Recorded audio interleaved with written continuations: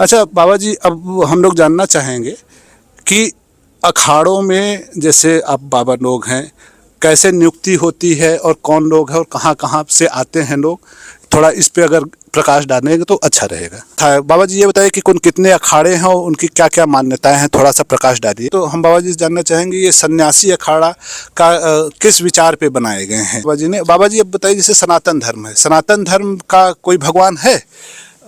पहले तो आप बताए भी हैं हमको भगवान निरंकारी हैं, तो हम पहले जानना चाह रहे हैं कि इसका कोई भगवान है या नहीं है। नमस्कार दोस्तों, कुंभ नगरी प्रयागराज में आपका पुनः स्वागत है। जैसा कि आप जानते हैं कि 12 साल के अंतराल पे फिर से प्रयागराज गंगा यमुना के संगम पर महाकुंभ मेले का आयोजन हो रहा है। मेला तो जो है बच्चों के लिए मेला है, व्यवसाय करने वालों के लिए बहुत बड़ा ये साधन होता है कि अपना व्यवसाय बढ़ाएं। लेकिन यहाँ पे कुंभ की सबसे अच्छी बात है कि यहाँ पे पूरे भारत से बड़े बड़े ज्ञानी आते हैं, सब लोग आते हैं, जिससे एक ज्ञान की निरंतर जो है गंगा बहती रहती है, जिसको शायद सरस्वती नदी कहें। अगर मैं सही हूँ तो हो सकता है बाबा जी इस पे अपना जो है मत रखेंगे। इसलिए कहते हैं ना कि ये जो है कुंभ मेला जो है गंगा यमुना और सरस्वती नदी के संगम पे बनता है। सरस्वती नदी तो वैज्ञानिकों ने कहा कि यहाँ पे सरस्वती नदी है नहीं, लेकिन ये जो निरंतर जो है बाबा लोग, ऋषि लोग आते रहते हैं, निरंतर 24 घंटा जो है लगातार जब तक मेला लगा रहता है अपना ज्ञान देते रहते हैं। हो सकता है यही सरस्वती नदी है, जिस वजह से जो है गंगा जमुना और सरस्वती नदी के संगम पे कहते हैं कि कुंभ मेला का आयोजन होता है। दोस्तों कि जैसा आप जो पिछले वीडियो में हमारे देखे हैं कि हम लोग समझे हैं कि सनातन धर्म क्या है, अखाड़ा क्या है, सनातन धर्म की रक्षा के लिए अखाड़ा हैं। जैसे सनातन धर्म बाबा जी ने हमको बताया, पहले श्री शंभु पंच दशानम आवाहन अखाड़ा के हितैषी बाबा जी ने बताया कि सनातन धर्म जो है बहुत पुराना धर्म है, मतलब इसका कोई शुरुआत नहीं है, और ये जो है लोगों के द्वारा एक जो है अच्छी बातों को लेकर एक निचोड़ है। निचोड़ यही है कि जो है सनातन धर्म यही है कि सत्य और प्रिय बोलो, यही है सनातन धर्म। और समय के साथ जो है इस धर्म पे जो है सनातन धर्म पे बहुत सारे आक्रांताओं ने या बहुत सी सभ्यताएं इसी से विखंडित हो के जो है इसको जो है दमन करने की कोशिश की। तो इन्हीं जो है दमन से जो है सनातन धर्म की रक्षा के लिए आदि गुरु शंकराचार्य जी ने अखाड़ों का निर्माण किया, जिससे जो है सनातन धर्म की रक्षा हो सके। तो हम लोग तो समझ चुके हैं कि सनातन धर्म क्या है और अखाड़ा जो है क्या है और किसने बनाया। और अब हम लोग इस वीडियो के माध्यम से जानेंगे कि अखाड़ों की संरचना क्या है। बाबा जी नमस्कार। नमस्कार बेटा, जय भगवान आनंद रखे, सुख शांति रखे भगवान बेटा। बाबा जी जैसे आपने पिछले हम लोग को वीडियो में बताया है कि अखाड़ों का जो है स्थापना जो है आदि गुरु शंकराचार्य जी ने की है और सनातन धर्म की रक्षा के लिए की है। अच्छा बाबा जी, अब हम लोग जानना चाहेंगे कि अखाड़ों में जैसे आप बाबा लोग हैं, कैसे नियुक्ति होती है और कौन लोग हैं और कहाँ कहाँ से आते हैं लोग, थोड़ा इस पे अगर प्रकाश डालेंगे तो अच्छा रहेगा। देखिए, वैसे तो हमारे अखाड़े में जो है पूरे विश्व से लोग आते हैं, खाली के भारतवर्ष से नहीं, पूरे विश्व से लोग आते हैं। अब हमारे अखाड़ों की जो संचालन प्रक्रिया है वो पंचायती है। यहाँ कोई भी एक व्यक्ति विशेष का अधिकार नहीं होता। जो कुछ होता है यहाँ सर्वसम्मति से होता है, सबकी सलाह से होता है। यहाँ बाकायदा अखाड़े में नियुक्ति की जाती है, चुनाव के द्वारा नियुक्ति होती है, बहुमत के आधार पर जो है नियुक्ति होती है। अब जैसे अब इस समय हमारे जो सर्वोच्च पदाधिकारी हैं वो हमारे राष्ट्रीय अध्यक्ष, जिनको हम अपनी भाषा में सभापति जी बोलते हैं। फिर उसके बाद जो है हमारे यहाँ सभापति के बाद 4 होते हैं श्रीमैन सेक्रेटरी, वो चारों दिशाओं के। फिर 4 होते हैं श्रीमैन थानापति, चारों दिशाओं के। फिर 4 होते हैं श्री महंत, जो पूरे भारत में स्थानों पर घूम घूम करके जो है सनातन धर्म का प्रचार करते हैं। 4 होते हैं फिर अष्टकोशल महंत। इस प्रकार से हमारी पूरी कैबिनेट है। और यही कैबिनेट आपस में बैठ के सब चीज़ का निर्णय करती है। इसके बाद इस कैबिनेट में हम एक महामंत्री का चुनाव करते हैं, सब बैठ करके। और ये सारे अधिकार फिर महामंत्री को दे देते हैं कि आपने कुंभ का या अखाड़े की जो भी व्यवस्था देखनी है, क्योंकि एक व्यक्ति की जिम्मे रहती है तो जरा अच्छा रहता है। उसको हमारे यहाँ जनरल सेक्रेटरी कहो आप या महामंत्री कहो आप। तो ये हमारे अखाड़ों की व्यवस्था है। बाकायदा जो है पंचायती प्योर प्रजातंत्र जो है ना, जिसको हम डेमोक्रेसी कहते हैं, वो पूरी तरह हमारे अखाड़ों के अंदर है। यहाँ किसी प्रकार का कोई भेदभाव झगड़ा किसी प्रकार का कोई वो नहीं होता, सब कुछ सर्वसम्मति से होगा। अब ये हमारा स्नान हो जाएगा 14 तारीख को, 14 तारीख के बाद ये जो हमारी अब की कैबिनेट है ना, ये बदल जाएगी और नई कैबिनेट आ जाएगी। अब तक जो है इन्होंने संचालन किया 6 वर्ष तक के लिए हमारे यहाँ होता है। 6 वर्ष के बाद फिर हमारे यहाँ नई कैबिनेट आ जाती है। अब जो है ये मकर संक्रांति के स्नान के बाद नई कैबिनेट आएगी, आगे नई कैबिनेट जो है देख रेख करेगी। दर्शकों, जैसा कि आपने सुना और देखा कि जो है अखाड़ों में एक डेमोक्रेसी के द्वारा जो है चुनाव किया जाता है। जैसे आज के समय में भारत में जो है चुनाव जो है डेमोक्रेसी से होता है, तो हम ये समझ पा रहे हैं कि सनातन धर्म में अखाड़ों में चुनाव जो है डेमोक्रेसी से होता है, जिसको कहते हैं अंग्रेज़ों ने मैग्ना कार्टा के द्वारा जो है डेमोक्रेसी लाए। वो अपने आप को बहुत गर्वान्वित महसूस करते हैं कि हमने नई व्यवस्था दी विश्व को, कि डेमोक्रेसी की व्यवस्था। लेकिन अगर आप जो है सनातन धर्म में जाएंगे, अखाड़ों में जाएंगे, तो देखेंगे आप कि उनसे काफ़ी पहले से हम लोग जो है डेमोक्रेटिक व्यवस्था में रह रहे हैं और यहाँ के जो है पीठासीन जो अधिकारी रहते हैं उनका डेमोक्रेसी के द्वारा चुनाव किया जाता है। दोस्तों, जो है मैं आपसे क्षमा चाहूँगा कि जो है हम अखाड़ों की शुरुआत ऐसे ही मतलब सीधे पद से शुरू कर दिए, शुरुआत से नहीं शुरू किए। तो हम बाबा जी से पहले जानना चाहेंगे कुल कितने अखाड़े हैं और उनमें क्या व्यवस्था है। बाबा जी ये बताइए कि कुल कितने अखाड़े हैं और उनकी क्या क्या मान्यताएँ हैं, थोड़ा सा प्रकाश डालिए। देखिए, अब तक जो है भारत के अंदर 13 अखाड़े हैं साधुओं के, जिसमें 7 अखाड़े हैं सन्यासियों के। ठीक, नाम भी बता देते बाबा। हाँ, इनके नाम हैं, सबसे पहले श्रीपन दशनाम आह्वान अखाड़ा, श्रीपन दशनाम जूना अखाड़ा, महानिर्वाणी अखाड़ा, अटल अखाड़ा, निरंजनी अखाड़ा और अग्नि अखाड़ा। ये 7 अखाड़े जो है सन्यासियों के हैं। 3 हमारे वैष्णवों के हैं, निर्वाणी अखाड़ा, और एक जो है आपका मतलब अनी के ऊपर हैं। ये 3 वैष्णवों के अखाड़े हैं। तो इसके बाद जो है 2 जो है उदासीन अखाड़े हैं। एक जो है बड़ा उदासीन अखाड़ा, एक नया उदासीन अखाड़ा, और एक अखाड़ा है निर्मल अखाड़ा। और इसमें अब 14वां एक अखाड़ा हमारे यहाँ आ गया, किन्नर अखाड़ा। ये स्वतंत्र मानता तो इसको नहीं है, लेकिन जूना अखाड़ा के अंतर्गत है, तो इसलिए गिनती में अब 14 अखाड़े हैं। भाई 7 सन्यासियों के, 3 वैष्णवों के और 2 उदासियों के, एक निर्मल अखाड़ा, एक किन्नर अखाड़ा, ये 14 अखाड़े। जैसा कि दोस्तों आपने सुना कि जो है बाबा जी ने बताया कि कुल हमारे पास 13 अखाड़े हैं और 14वां अखाड़ा किन्नर अखाड़ा है, जो जूना अखाड़े के अंतर्गत आता है। 13 अखाड़ों में 7 सन्यासियों के हैं और 3 जो है वैष्णव अखाड़े हैं और 2 बाबा जी क्या बताया आप, उदासीन अखाड़ा, और 13वां बाबा जी क्या बताया आप, किन्नर 13वां ने किन्नर निर्मल अखाड़ा। तो बाबा जी से हम जानना चाहेंगे इसमें एक बात और भी। एक हमारे यहाँ अखाड़ा और है, गुद्दड़ अखाड़ा उसको हम बोलते हैं। लेकिन वो गुद्दड़ अखाड़ा क्या है, हमारे जितने जो सन्यासी लोग जो गुजर जाते हैं ना, तो उनके जो पुराने कपड़े, जो उतरी हुई चीज़ होती है, या उसमें हम दान करते हैं। जैसे आचार्य ब्राह्मण होते हैं ना, आचार्य ब्राह्मण, वो मृत्यु के बाद जो है जो उसका सामान लेते हैं, तो हमारे यहाँ गुद्दड़ अखाड़ा है। वो किससे जो है अटैच है? वो किसी से अटैच नहीं, वो स्वतंत्र है। अच्छा, स्वतंत्र, मान्यता प्राप्त बस है जो भी जी मान्यता प्राप्त, वो हम संतों ने बना रखा उसको, गुद्दड़ अखाड़ा की मान्यता दे रखी है। तो वो इसलिए है गुद्दड़ अखाड़ा कि वो जैसे मान लो मेरी मृत्यु होगी, मेरे पास जो भी सामान है या मेरे शिष्य ने जो भी कुछ दान पुण्य करना है वो उनको देंगे, उसको गुद्दड़ अखाड़ा बोलते हैं। इसके साथ एक और है हमारे यहाँ, अलख दरबार। वो भी जूना अखाड़ा के अंतर्गत है। वो अलख दरबार क्या है, वो उनके साधु जो है पूरे अखाड़ों से भिक्षा मांगेंगे। फिर जो भिक्षा में आएगा उसका फिर रोट बनाएंगे, खाना बनाएंगे, और फिर सब अखाड़ों में प्रसाद बांटेंगे। उसको अलख दरबार कहते हैं।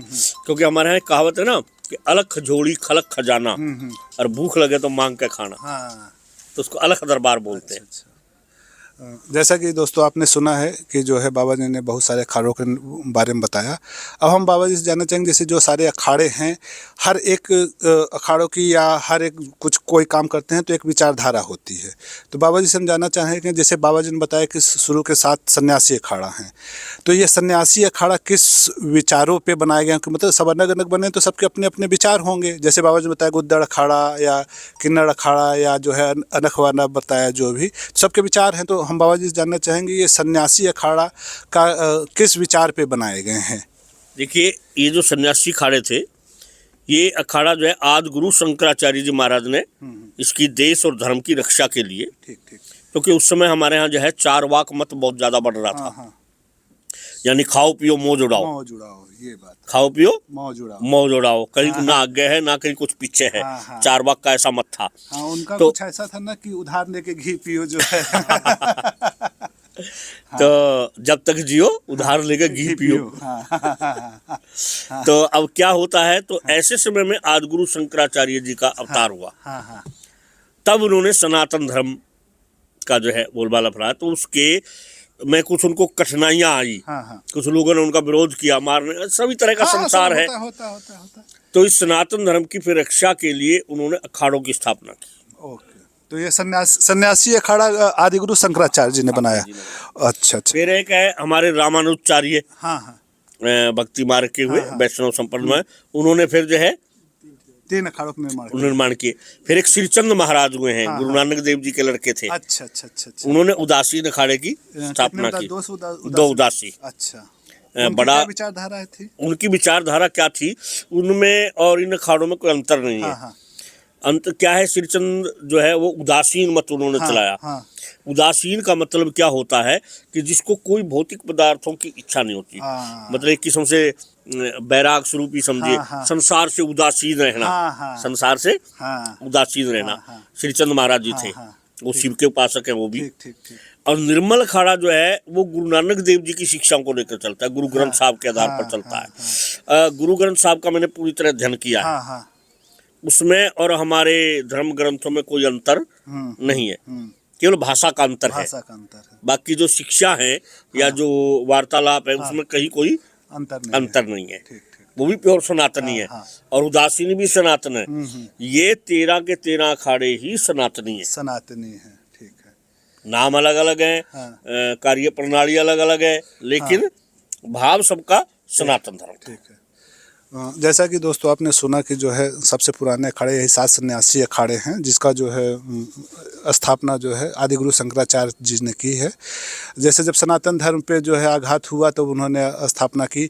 इसी तरह समय के साथ रहते हुए जैसे और धर्म आए तो उन लोगों को सनातन धर्म अच्छा लगा, तो इसी कारण हो सकता है कि जो है इन लोगों ने भी एक अखाड़ों का निर्माण किया। बस सनातन धर्म तो वही हुआ ना बाबा जी की प्रेम और सत्य बोलो, प्रेम से बोलो, सत्य बोलो। देखिए धर्म की परिभाषा में क्या है हमारे यहाँ, पहले थोड़ा समझ लीजिए इसको बहुत अच्छी तरह। धृति क्षमा दमो अस्तेयम शोचम इंद्रिय निग्रह धीर विद्या सत्यम क्रोधो 10 धर्म लक्षणम। धर्म के 10 लक्षण हैं। जैसे सबसे पहले धृति। धृति का मतलब होता है धैर्य। कहते हैं ना हिम्मत का राम हिमाती, हिम्मत ना छोड़। वो कहा देख कर जो सख्त तकलीफों को घबराते नहीं, काम कितना हो कठिन पर जो अकुलाते नहीं, और धैर्य नहीं छोड़ना, हिम्मत नहीं हारना। एक हमारे यहाँ कहावत है ना कि हारिए ना हिम्मत विसारिए ना राम। तो पहले है धृति, दूसरा है क्षमा। वो कहते हैं ना क्षमा बड़न को चाहिए छोटन को उत्पात, क्या विष्णु का घट गया बिरगो न हमारी लात। तो धृति क्षमा दमो। दम का मतलब होता है इंद्रियों का निग्रह। हमारी ये इंद्रियां जो है 5 ज्ञानेंद्रिय हैं, 5 कर्मेंद्रिय हैं। तो ये जो हमारी 5 ज्ञानेंद्रिय इनके 5 विषय हैं, शब्द, स्पर्श, रूप, रस और गंध। तो इन विषयों को अपने ऊपर हावी नहीं होने देना, ये दम है। तो धृति क्षमा दमो अस्तेयम। अस्तेयम का अर्थ होता है चोरी ना करना। धृति क्षमा दमो अस्तेयम सोचम। सोच कहते हैं पवित्रता को। पवित्रता को हमारे यहाँ बाहर और आंतरिक दोनों तरह से लिया गया।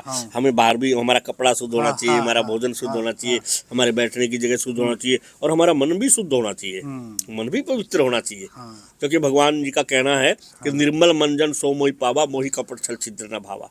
तो मन का भी निर्मल होना जरूरी है, वस्त्र का भी, भोजन का भी, वाणी का भी, मतलब हमें पवित्रता चाहिए। पवित्रता जो है ये हमारे धर्म का सबसे अहम लक्षण है।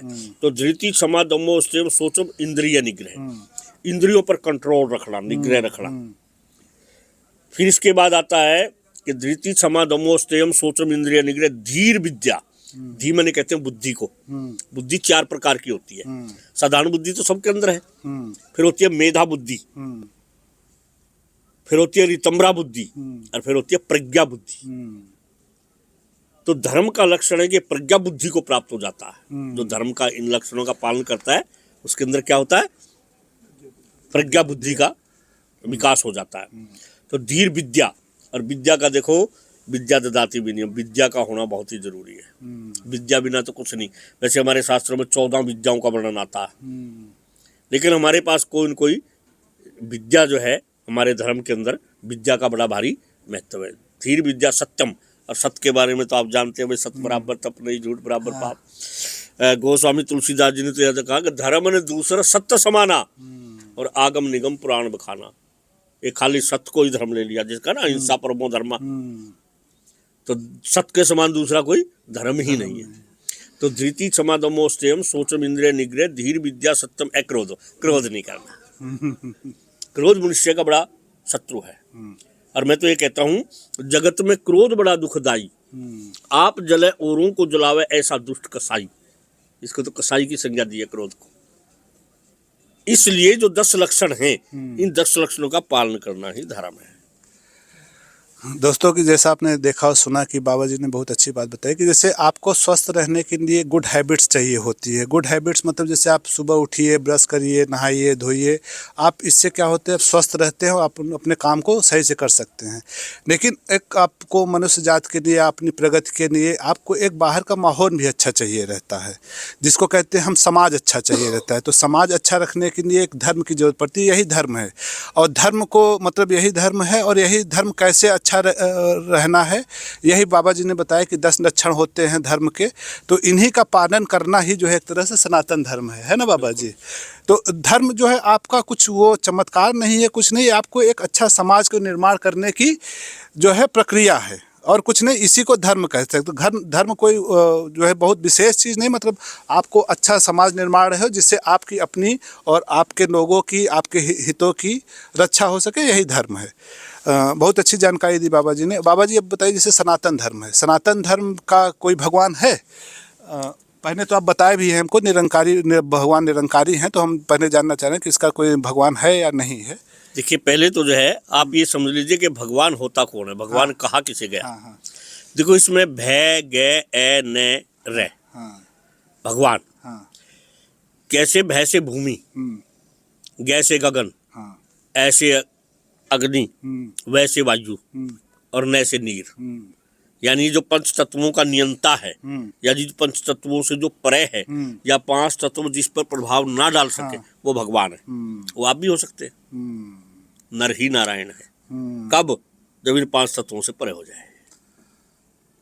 जब आप इन 5 तत्वों पर विजय प्राप्त कर लेंगे, तो आप भी भगवान हो जाएंगे। हमारे यहाँ प्रमाण है, भगवान बुद्ध, भगवान महावीर। आप 5 तत्वों विजय प्राप्त कर लो, भगवान हो जाओगे। देखिए, बाबा जी ने बहुत अच्छी जानकारी दी, उस चीज़ को सिद्ध किया कि जैसे हम लोग सुनते हैं कि भगवान आपके अंदर ही वास करते हैं, आप उनको कैसे जागृत करें। देखिए, बाबा जी ने बहुत अच्छी चीज़ बताई, जो 5 तत्व हैं, आप इस पर अगर विजय प्राप्त करने, तो आपके अंदर का भगवान जागृत हो जाएंगे। देखिए बाबा जी जैसे कहते हैं ना कि हम लोग कहावतें सुनते हैं और उसका निचोड़ नहीं जानते, क्योंकि वो बताने वाला कोई नहीं है।